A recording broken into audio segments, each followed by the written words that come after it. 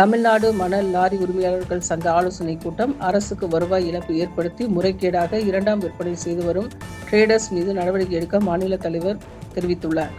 திருப்பத்தூர் மாவட்டம் திருப்பத்தூர் நகர் பகுதியில் உள்ள தனியார் திருமண மண்டபத்தில் தமிழ்நாடு மணல் லாரி உரிமையாளர் சங்கம் மற்றும் திருப்பத்தூர் டிப்பர் லாரி உரிமையாளர் நலசங்கம் சார்பில் ஆலோசனை கூட்டமானது நடைபெற்றது.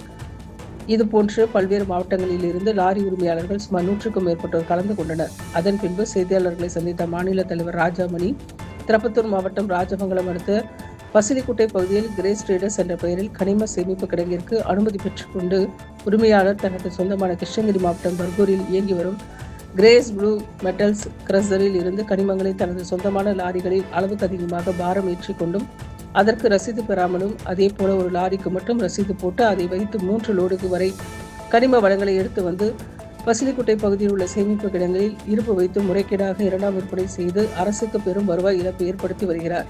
மேலும் இந்த சேமிப்பு கிடங்களில் இருந்து லோடு ஏற்றிச் செல்லும் லாரி ஓட்டுநர்களுக்கு அதற்கு உண்டான GST பில், டிரான்சிட் பாஸ் எதுவும் கொடுக்கப்படாமல் டெலிவரி சலான் மட்டுமே கொடுப்பதால் காவல்துறையினர் மற்றும் கனிம வனத்துறையினர் நடுவழியில் லாரியை நிறுத்தி வழக்கு பதிவு செய்து ஓட்டுநரை கைது செய்து சிறையில் அடைக்கும் நிலைமை ஏற்படுகிறது.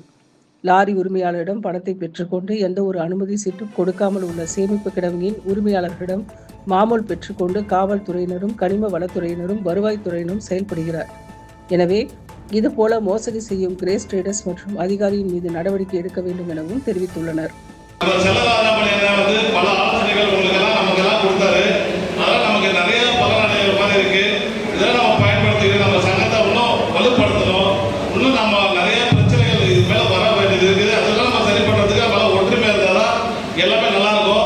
இப்போ நம்ம மாநில தலைவர் அவரை வந்ததுக்கு மிக மிக நன்றியை தெரிவித்துக் கொள்கிறேன்.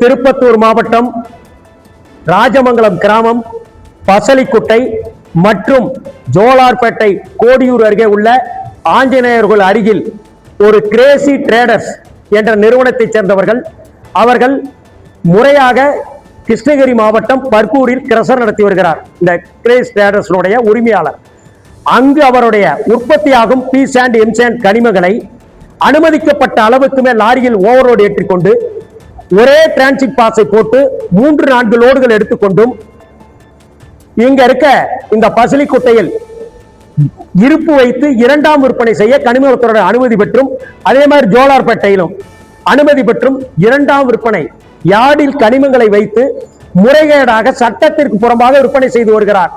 லாரி உரிமையாளர்கள், டிராக்டர் உரிமையாளர்கள் எம் சாண்ட், பி சாண்ட் எடுக்க சென்றால் அவர்களுக்கு கனிமவள சட்ட பிரகாரம் கட்டணமில்லா டிரான்சிட் பாஸ் கொடுக்க வேண்டும், அதாவது நடைச்சீட்டு, அத்துடன் GST பில் கொடுக்கப்பட வேண்டும். ஆனால் இது இரண்டும் கொடுப்பதில்லை. அவர் போறப்பே பாத்தீங்கன்னா வெளியில போறது டெஸ்ட் ஸ்லிப் தான் கொடுக்குறாரு. எங்களுக்கு கேஷ் பில் கிடையாது, GST கிடையாது, டிரான்சிட் பாஸ் கிடையாது. இதை எடுத்து லாரிகள் கனிமங்களை எடுத்து செல்கின்ற பொழுது லாரியை காவல்துறை, வருவாய்த்துறை, கனிமவளத்துறையினர் வாகன சோதனை செய்து உரிய ஆவணங்களின்றி டிரான்சிட் பாஸ், GST பில் இல்லாமல் கனிமங்களை திருடி செல்வதாக லாரி உரிமையாளர் ஓட்டுநர் மீது வழக்கு பதிவு செய்து கைது செய்யப்பட்டு சிறையில் அடைக்கப்பட்டு வருகிறார்கள். இதனால் பெருத்த சிரமத்தை சந்தித்து வருகிறோம். ஆனால் லாரி உரிமையாளரிடம் பணத்தை பெற்றுக்கொண்டு முறைகேடாக சட்டத்திற்கு புறம்பாக டிரான்சிட் பாஸ் கொடுக்காமல் அனுப்புகின்ற இந்த கிரேசி ட்ரேடர்ஸ் உரிமையாளர் மீது வழக்கு பதிவு செய்து நடவடிக்கை எடுக்கப்பட வேண்டும்.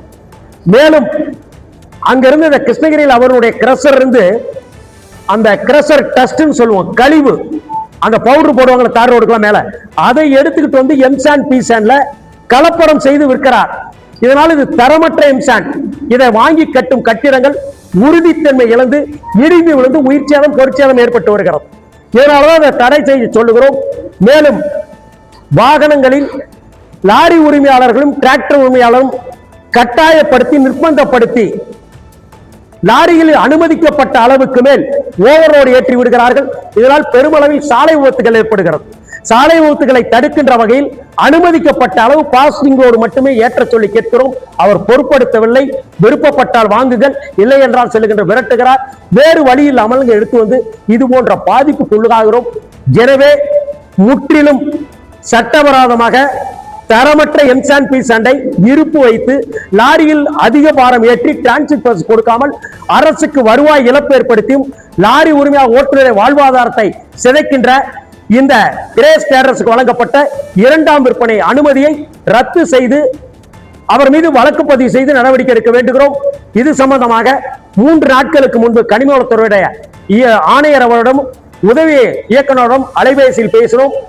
இன்றைய தினம் அந்த யார்டை ஆய்வு செய்து கனிமவளத்துறை உதவி இயக்குநர் அவர்கள் முறைகேடாக முதற்கட்டமாக எங்களுக்கு தெரிய வந்த வகையில் யார்டை தற்காலிகமாக செயல்பாட்டை நிறுத்தி வைத்துள்ளார். மகிழ்ச்சி அடைகிறோம். நிரந்தரமாக இது மூடப்பட வேண்டும். ஜோலார்பேட்டையில் இதுவும் கனிமவளத்துறை அதிகாரிகள் மூலமா தான் இது அவங்களுடைய ஆதரவோடு தான் செயல்படும். முற்றிலும் தமிழகம் முழுவதுமே கனிமவளத்துறை அதிகாரி அனைவரும் குவாரி உரிமையாளரிடம் யார்டு நடத்தும் உரிமையாளரிடம் மாதம் மாமூல் பெற்றுக் கொண்டு அனைத்து முறைகேடுகளுக்கும் உறுதுணையாக இருந்து செயல்பட்டு வருகிறார்கள். திருப்பத்தூர் மாவட்டத்தை பொறுத்தவரைக்கும் இருக்கிற கனிமவளத்துறை அதிகாரிகள் ரைடுன்ற பேர்ல சும்மா போயிட்டு அவங்க மிரட்டி அவங்க பணம் பதிக்கிறதா. அதாவது லாரி உரிமையாளர் மிரட்டி பொய் வழக்கு போடுறாங்க. பணம் அவங்களை மிரட்ட வேண்டிய அவசியமே இல்லை. மாசானா கம்பளம் சிவப்பு கம்பளம் எடுத்து ஆபீஸ்க்கு பணம் போயிருது. எதுக்கு மிரட்டணும்? மந்த்லி பணம் போயிருது. எந்த அதிகாரியும் போய் யாரை விசிட் பண்றது கிடையாது. காரணம் இரண்டாம் விற்பனைனா அங்க லாக் புக் இருக்கணும். ஒரு நாளைக்கு இன்கமிங் எவ்வளவு வருது, நீ விலைக்கு வாங்கியிருக்க, எவ்வளவு இருப்பு வச்சிருக்க, ஒரு நாளைக்கு என்ன சேல்ஸ், முத ரசீது, காலையில சேல்ஸ் ஆன முத ரசீது, மாலை எத்தனை மணிக்கு சேல்ஸ் முடிக்க அந்த கடைசி பில் நம்பர், இது எல்லாம் சேகரித்து லாக் புக் மெயின்டைன் பண்ணி மாவட்ட ஆட்சித்தலைவர் ஒவ்வொரு மாதம் பிரதி மாதம் 10ஆம் தேதி ஒப்படைக்கப்பட வேண்டும். மாவட்டத்தினுடைய கனிமவளத்துறை உதவி இயக்குனர் வருவாய் வட்டாட்சியர் மாதந்தோறும் அந்த யார்டுக்கு சென்று விசிட் செய்து ஆவணங்களை பரிசோதனை செய்ய வேண்டும். இது அனைத்தும் எதுவுமே நடைபெறுவதில்லை. காரணம் கையூற்று பெற்றுக் கொள்கிறார்கள். இது போன்ற தவறுக்கு உறுதுணையாக இருந்து செயல்பட்டு வருகிறார்கள். எனவே இந்த ஜோலார்பேட்டையிலும் இந்த பசலிக்குட்டையில் நடைபெறுகின்ற கிரேஸ் டிரேடர்ஸுடைய உரிமை லைசன்ஸை ரத்து செய்து வழக்கு பதிவு செய்ய நடவடிக்கை.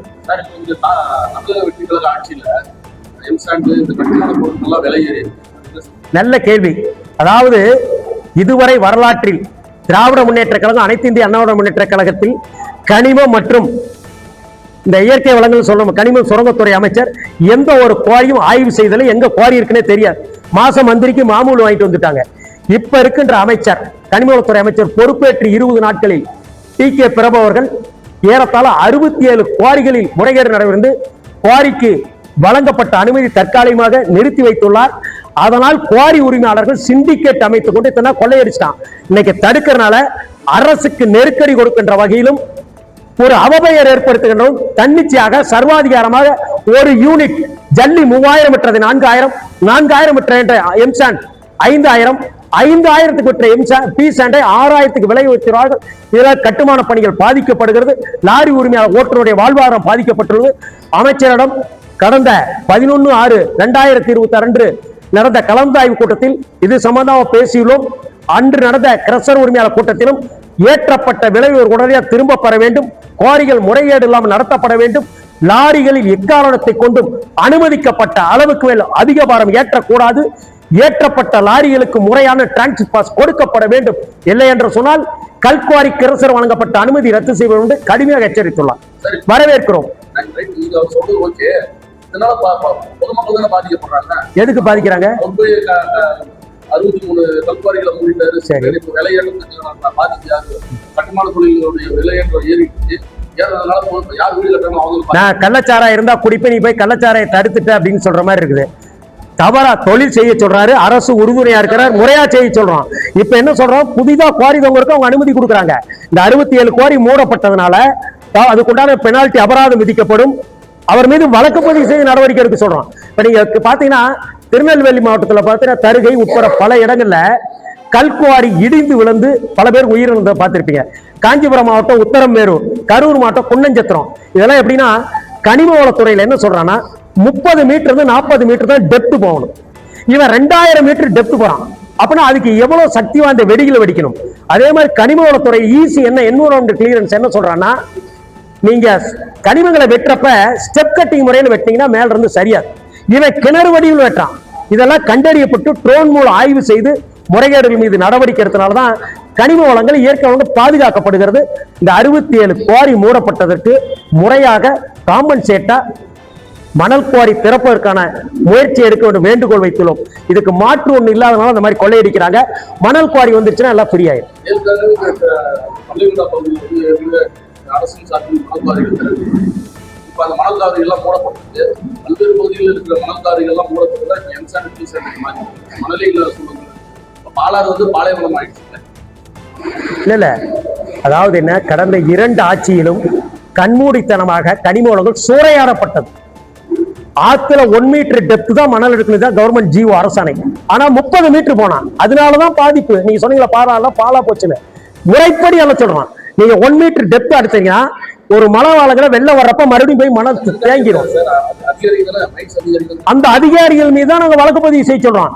நீங்க துறை ரீதியான நடவடிக்கை திருப்பத்தூர் தூக்கி நாமக்கல்ல போடுறது, நாமக்கல் ஈரோடு அங்க போனா அந்த வேலை தான் செய்ய போறோம். அதனால என்ன சொல்றோம், முறையா ஆய்வு பண்ணுங்க. அங்க முறைகேடு நடந்திருந்தா சம்பந்தப்பட்ட அலுவலரை பணியிடை வழக்கு பதிவு செய்யணும்னு சொல்றோம். அப்ப முறைகேடு இல்லாம நடக்கும். ரெண்டாவது மணல் குவாரியை லோடிங் அண்ட் டிரான்ஸ்போர்ட், ஆத்துல இருந்து மணலை பொக்லைன் மூலம் லாரியில ஏற்றி வெளியில கவர்மெண்ட் டிப்போ கொண்டாந்து போடுறாங்க. கவர்மெண்ட் டிப்போல பிடபிள்யூ விற்கிதும். ஆனா இந்த லோடிங் டிரான்ஸ்போர்ட் ஒப்பந்தம் பண்ணு தான் விற்கிறான். அதுதான் முறைகேடு. பேக் பர்மிட் போட்டு ஓட்டிட்டான். இந்த 4500 கோடி எல்லாம் போட்டாங்களே இதுல வந்ததான். ஆனா அந்த வழக்கும் தள்ளுபடி செய்யப்பட்டது. இன்னைக்கு ஸ்டேஜில் மணல் குவாரி துவங்குவதற்கு எந்த கோர்ட்லையும் நீதிமன்றம் தடையாணை விதிக்கப்படவில்லை, துவங்கக்கூடாதுன்னு. அதனால பிரியா மணல் குவாரி துவங்கலாம். எம்சாண்ட் பீசாண்ட் பாத்தீங்கன்னா மரங்களை வெட்டி காடுகளை அழித்து மலைகளை அழித்து போது சுற்றுச்சூழல் பாதிக்கப்படுது. ஒரு மலையை வெட்டிட்டா உருவாக்க முடியாது. ஆனா மணல் அனுமதிக்கப்பட்ட ஆழம் மட்டுமே எடுத்தோம்னா கண்டிப்பா மீண்டும் அந்த இடத்துக்கு மணல் வந்துடும். அதனால மணலுக்கு மாற்று எம்சாண்ட் கிடையவே கிடையாது. மணல் மட்டும்தான் இயற்கையினுடைய கொடை. அதனாலதான் நாங்க மணல் குவாரி திறக்க சொல்லி கோரிக்கை வைத்துள்ளோம். வண்டல் மண் வந்து இலவசமா எடுத்துட்டு விவசாயிகளுக்கு எடுத்து பண்ணிக்கலாம். அப்போ வந்து இந்த லாரி உரிமையாளர் வந்து வண்டல் மண் எடுக்கிறதுக்கு போது அதிகாரிகள் வந்து நீங்க வந்து விவசாயத்துக்கு எடுத்து சிங்கிள் சொல்லிட்டு அவங்க மேல வழக்கு. அதாவது கடந்த நடைமுறை என்னன்னா, வண்டல் மண் அரசாங்கத்துல என்ன சொல்றாங்கன்னா, விவசாயத்துக்கு பயன்படுத்துறதுக்காக டிராக்டர்ல தான் மேக்சிமம் அதை எடுத்துட்டு போக சொல்றாங்க. அவங்க ஒரு கான்செப்ட் லாரியில எடுத்துட்டு போக வெளியில விற்கிற மாதிரி பண்ணிட்டாங்க. இப்ப நாங்க என்ன கேட்டிருக்கோம்னா, தாசில்தார்